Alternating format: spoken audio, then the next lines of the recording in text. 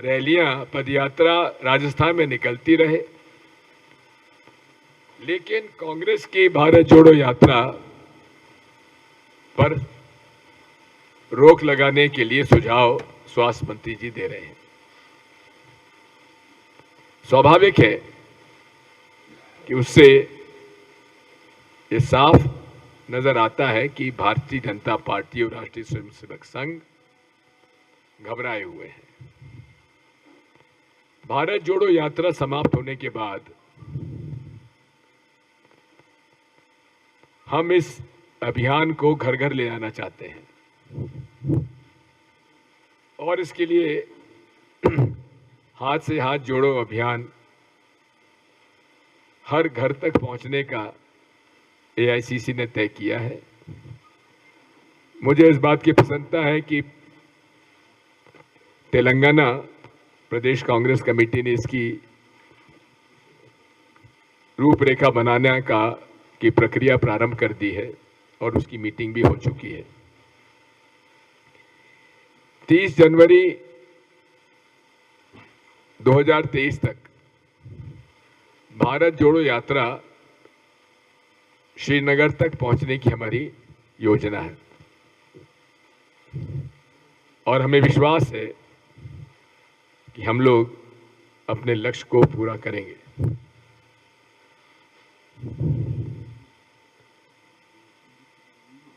तेलंगाना राज्य बिना कांग्रेस के समर्थन के बन नहीं सकता था। तेलंगाना राज्य को बनाने का यदि श्रेय किसी को जाता है तो कांग्रेस पार्टी को जाता है कि जिन्होंने कि 2004 के चुनाव में वादा किया था और वो 2013-14 में पूरा किया। केसीआर साहब कितना ही कहें, लेकिन टीआरएस के उस समय कितने, 2 लोकसभा में कितने, 2 संसद सदस्य थे। क्या 2 लोगों से तेलंगाना का राज्य का गठन हो सकता था? नहीं हो सकता था। केसीआर साहब ने बहुत वादे किए थे। क्या क्या वादे किए थे उसका एक अपना इतिहास है। लेकिन तेलंगाना राज्य गठन के बाद उन्होंने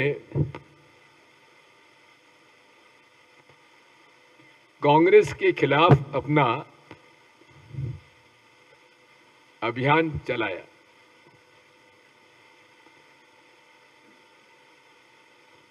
इससे बड़ा प्रमाण अनग्रेटफुलनेस का और क्या हो सकता है। कांग्रेस के लोगों को खरीदा जा रहा है, उन्हें धमकाया जा रहा है और भारतीय जनता पार्टी जिस प्रकार से लोगों को खरीद फरोख्त करके धमकाकर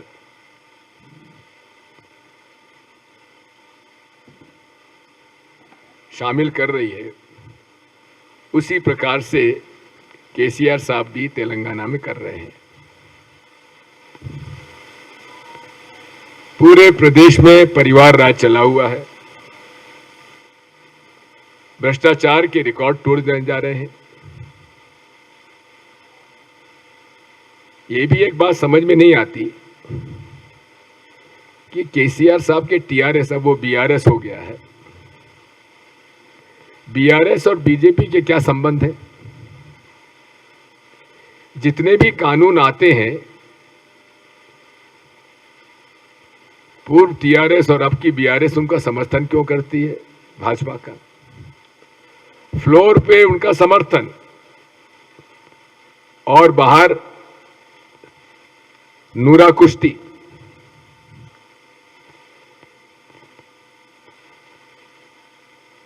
ये सब बातें जनता के सामने आनी चाहिए।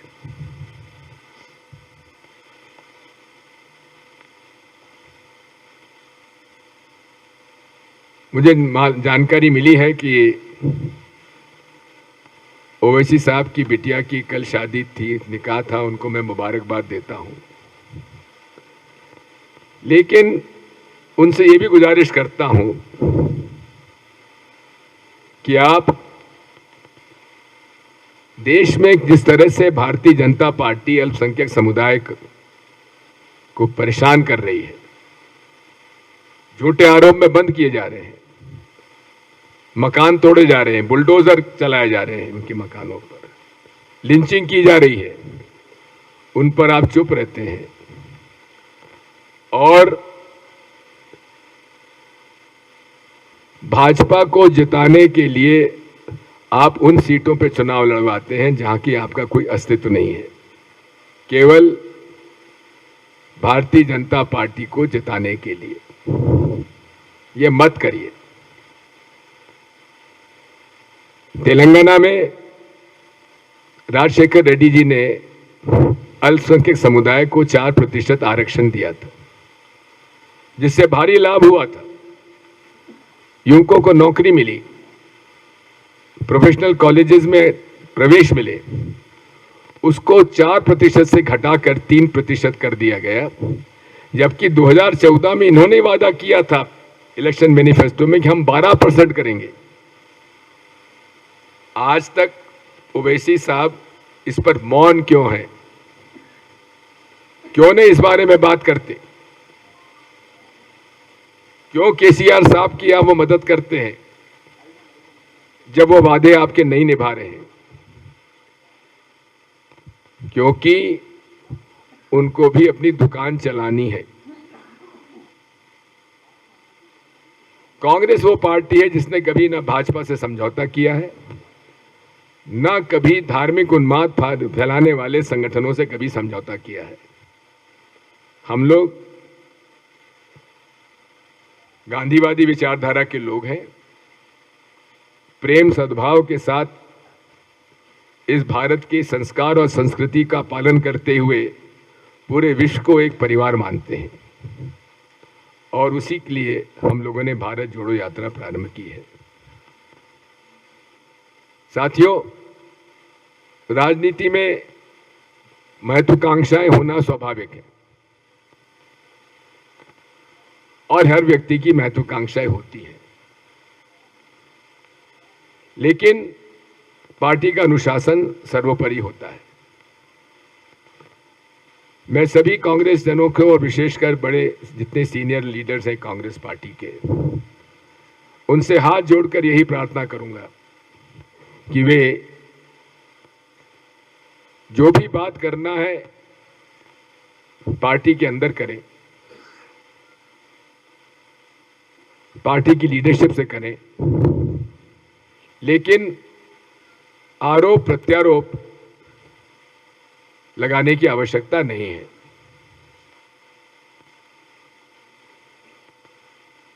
इस मामले में कांग्रेस की लीडरशिप ने साफ तय किया है कि इसकी पुनरावृत्ति नहीं होना चाहिए। अगर हुआ तो चाहे कितना ही बड़ा कोई नेता क्यों ना हो, उन पर कार्रवाई की जाएगी।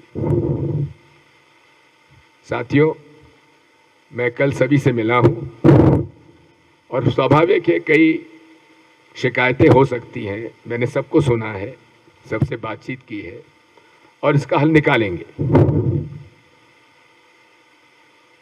तेलंगाना में भाजपा के खिलाफ और टीआरएस के और टीआरएस उब्लिक बीआरएस के खिलाफ माहौल है, एंटी इनकम्बेंसी है, लेकिन कांग्रेस पार्टी को सामूहिक रूप से एकजुट होकर इस पूरे अभियान में जुटना पड़ेगा।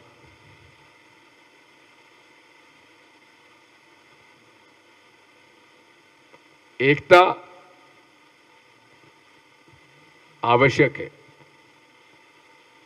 और एकता के माध्यम से ही हम लोग इन भ्रष्ट और इन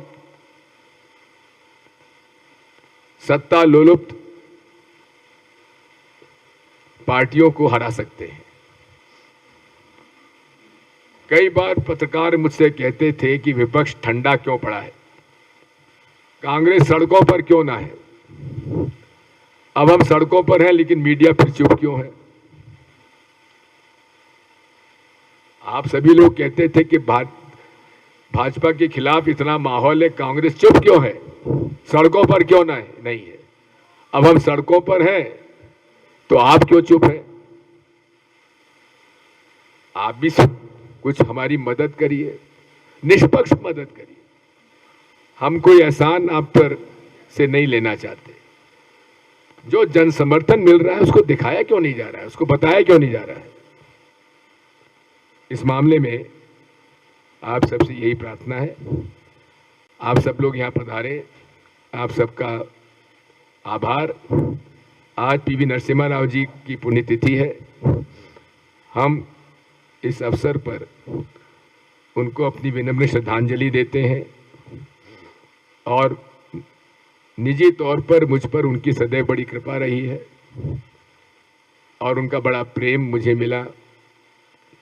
आज हम उनको स्मरण करते हुए उनको विनम्र श्रद्धांजलि अर्पित करते हैं।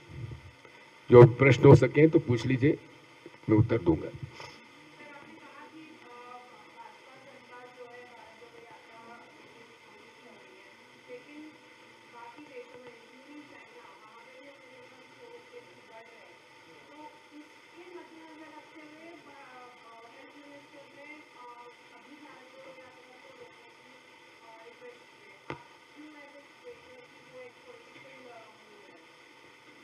यदि ऐसा है तो उन्हें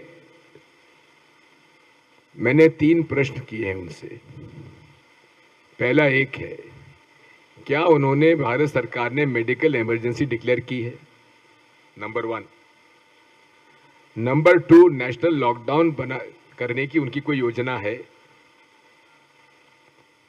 पहली बार कल प्रधानमंत्री जी ने कोविड के नए जो वेरिएंट आया है उस वेरिएंट के बारे में पहली बार चर्चा की है और उसके पहले ही स्वास्थ्य मंत्री जी ने पत्र हमको लिख दिया, राहुल जी को लिख दिया।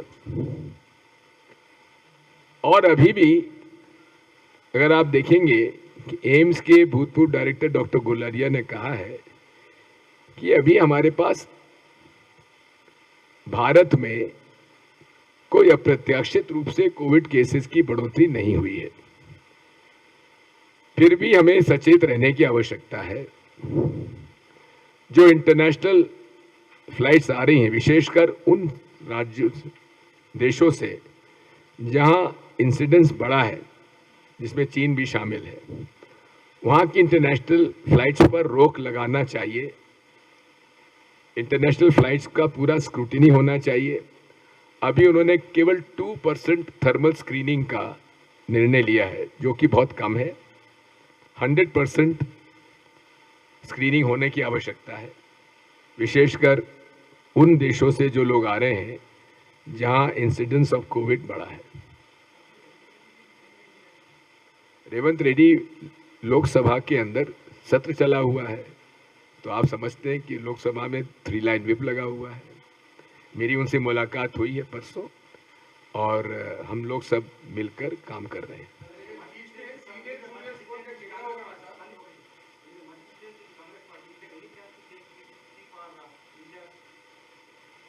Well, that is not my brief.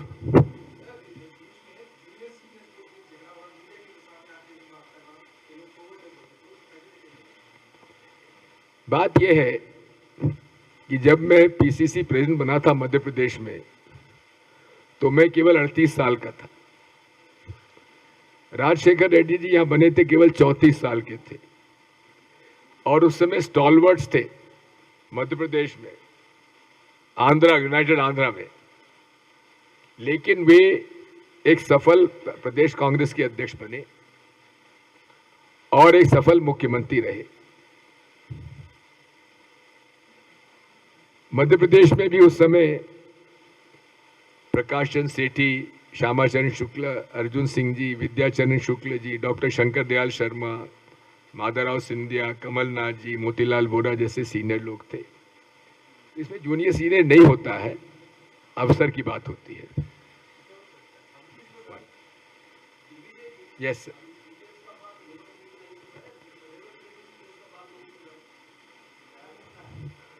दोनों एक दूसरे की बात सुन रहे हैं, इसीलिए मैं यहां पर हूं, इसीलिए तो मैं आया हूं। Thank you. All settled, no problem, thank you.